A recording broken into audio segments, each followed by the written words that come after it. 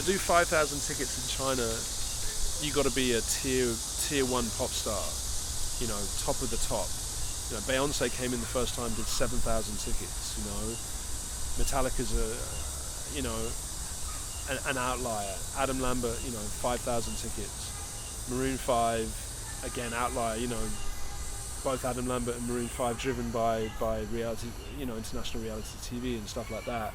But outside of that pop reality TV thing, 5,000 tickets is I think is pipe dreams, which is why Pet Shop Boys and Jamiroquai and all these bands, I'm almost in tears about how much money the promoters are going to lose. This really reminds me of, I think 2008. I wrote this article in 2008 for the Radar, which is basically, and I'm writing another one at the moment, which is, I rather pretentiously call it the State of the Union, and it's this thing, talking about big artists coming into China. And back then it was this run of, I remember vividly, it was this run of, I think Beyonce was coming, and then there was this November 2008, I think, which was like pretty much the end, but the industry collapsed after that. And it was the Kanye debacle, where Kanye came in, played Beijing and Shanghai, both arenas, 10,000 caps. I think they sold under 1,000 tickets for each show. And then Kylie came in and played Hongkou Stadium on the end of November.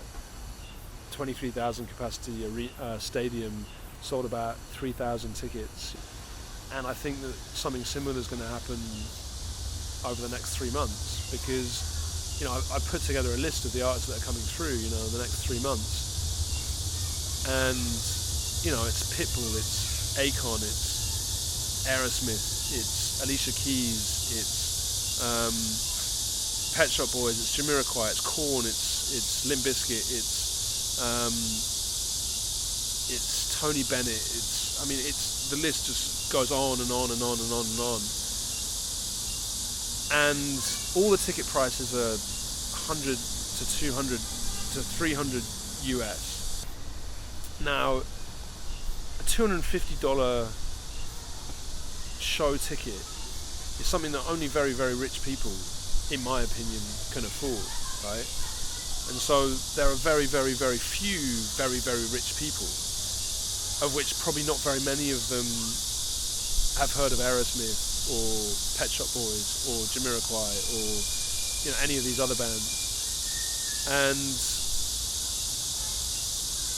so all of those acts, from Tony Bennett to Metallica, are pulling on a similar demographic. I think Bieber will do well, and I think Metallica have already done well, and I think maybe Alicia Keys, because she's been here once before. She played the Great Wall in 2005 or something. I can't see Pitbull's playing an arena, 10,000 people, I don't know, and then there are the rest are bloodbaths, I think.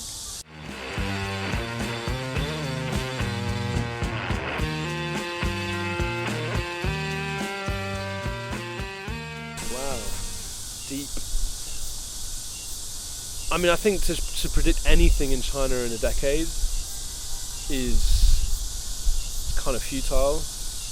It does kind of shine a spotlight on how challenging doing any kind of business here is, and it does also shine a bit of a spotlight on why my biggest frustration in the industry that I'm in, which is kind of a hybrid of bands and brands. But ultimately, if you take that slightly horrible industry jargon that the bands are brands, ultimately everyone in that industry are trying to do the same thing, which is build things that are going to stand the test of time and last for 20, 30, 40 years.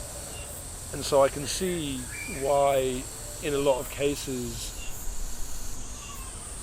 the short-term mentality that exists here exists, because I very rarely see anyone, from band manager to band to live house to brand manager to agency, to anyone, thinking long term, thinking more than 2 years down the track or a year down the track, because people are people are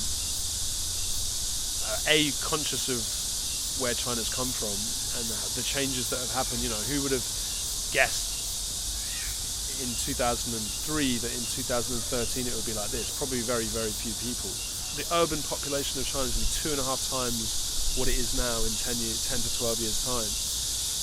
How do you plan for that shit? And I think the one thing I can say is that if it does keep going the way it's going, and that's a big if. If social disruption or discontent doesn't get the better of what's happening here at the moment, people are going to get richer, because that's the only way that the not just the moneyed elite, but a broader middle class are going to get richer. And as people get richer, ironically, they work less, and they have more spare time, and they have more disposable income. And so entertainment becomes more important. So assuming that it's gonna continue like this, then obviously there's gonna be lots more. It's gonna be massive variety. There'll be more festivals. There'll be more live houses. There'll be, the streaming services might actually settle on a model that can monetize, music for musicians in different ways to just playing festivals and shows. And I think that will happen because people like money, generally, and particularly here, people really like money. And I understand that, because I understand where a lot of people have come from very, very recently. So there is this kind of this mad rush to make money and to be okay, because everyone can remember when there wasn't enough food to feed their family, and when that whole kind of iron rice bowl type of phenomenon. But I think there are going to be some bumps on the way, and that's so that's the difference, between what I think is going to happen, what I'd like to see happen, which is just a continuation, albeit I think at a slightly slower rate, because I think we're in danger, and it's the sort of old man in me speaking. We're in danger of kind of running too fast and not actually standing still for long enough to enjoy any of it. But I think it'll be bumpy, and I think the bumps, ironically, will create better music. The music suits the mood of the masses, right? So when people are happy and optimistic and feel that there's money everywhere, and you get that kind of hip hop, R&B, sort of soft rock type of thing where everyone's singing about money and love and cars and hoes and and champagne and Cristal and whatever else. And then when things are shitty, you get that angry kind of punky, metally, hardcorey type of thing happening. And I'm seeing that really in the West now, is that we're going back through the 60s and 70s. I'm really looking forward to that happening in China. I'm looking forward to the musicians standing up and being the agents of change.